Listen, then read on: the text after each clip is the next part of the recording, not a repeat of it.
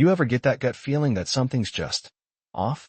Not loud, not obvious, just that quiet little twinge in the back of your mind telling you to pay attention? Yeah, that was the moment I met Linda Bishop. I just pulled up to my new lake cabin in a place called Cedar Point Ridge, a sleepy little HOA community about an hour from the city. I'd bought it as a getaway spot, maybe a backup in case things in the world kept going sideways, which, let's be honest, felt more and more likely these days.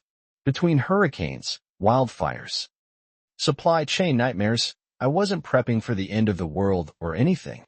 I just wanted to know that if the grid ever went down, my family and I wouldn't be standing in a Walmart line praying for bottled water. So yeah, I brought supplies. Just the basics at first. Water, non-perishables, first aid kits, flashlights, backup batteries, a couple tools. I had spreadsheets, color-coded bins, even a labeled shelf system in the shed. It made my IT brain happy. Everything in its place, quietly ready, just in case. And then Linda showed up. Tight gray bun, clipboard, cargo vest like she was running logistics for FEMA. She walked right up to me like we'd known each other for years. Finally, she said, scanning the back of my truck, someone who gets it. I was halfway through unloading a case of water when she pulled out her phone and started snapping pictures. Not of me, of the gear. This is good, she murmured, jotting notes. Water, first aid, excellent. We've been needing to do a proper inventory. Inventory? I asked, eyebrows raised. I'm Linda. I coordinate Cedar Point's Emergency Preparedness Initiative, she said, like she was reciting a job title. We're tracking supplies to make sure the community is covered. I laughed a little, politely, and said, well, these are for my family. Just trying to be ready for anything. Her smile tightened. Individual hoarding can get dangerous, she said. People panic when things go south. That's why it's better if someone's in charge. I didn't argue. Just nodded, thanked her, and kept unloading. But the way her eyes lingered on my bins, the way she wrote down the serial number on my generator box like it was already part of her inventory, it made the back of my neck itch. That night, I bolted a new lock on the shed. I thought maybe I was overreacting. Maybe she really was just trying to help. But then a neighbor named June called me out of the blue. Sweet older woman, lived 2 doors down. Said she'd seen Linda eyeing my truck. Her voice dropped to a whisper, like we were in some spy movie. Be careful with her, she said. Last winter she borrowed my propane heater for the community supply room. I never saw it again. That was the moment I knew. Linda wasn't just nosy. She was dangerous, the kind of dangerous that hides behind clipboards and for your own good. Still, I figured I could outpace her. Stay under the radar. So a couple weeks later, I came back with a few more items, a two-way radio system, some thermal blankets, a small camping stove. I arrived early, trying to avoid notice. But guess who was waiting on her porch? Mug of tea in one hand, notebook in the other? She walked over before I'd even turned off the engine. Great timing, she said cheerfully, pulling a measuring tape from her vest. We're cataloging communications equipment this week. She reached for my radio without asking, turning it over in her hands like she was inspecting government property. Her husband, Ron, quiet guy, kind eyes, stood behind her looking like he wanted to be anywhere else. When Linda stepped away to jot notes, Ron leaned in and said quietly, she's been intense since she got laid off. Thinks she's saving us all from collapse. I nodded. I didn't judge. But when I went to the shed the next morning, the radio was gone. My camera had been knocked askew. And there were fresh boot prints in the dirt. That's when I got serious. I upgraded my cameras. I got cloud backups. And when I went over the footage from the last few nights, I saw them, Linda and Ron, sneaking around the back of my property, disabling the visible camera, peeking into the shed with a flashlight. June invited me over for coffee a few days later. And it was like she'd been waiting for the dam to break. She's been taking supplies for months, she said. Tents from the Whitakers. Medical kits from the Morizes.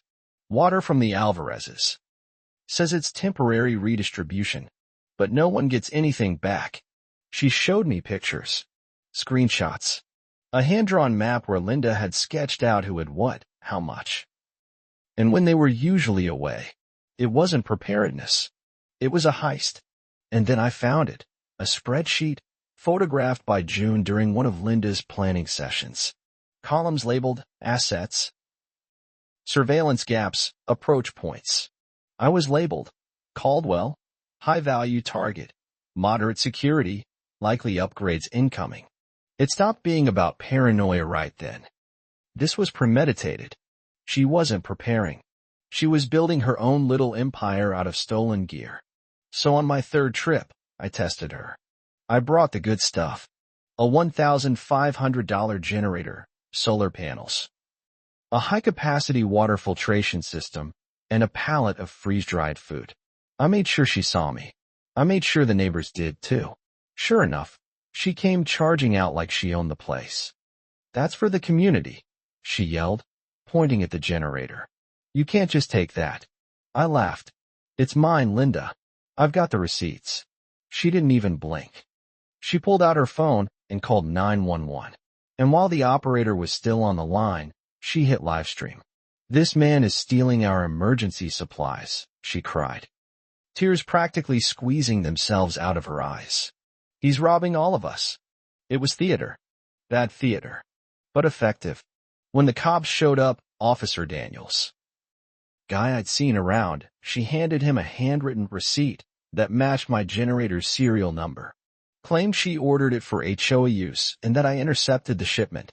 "This is a civil matter," Daniels said finally, after examining both our documents.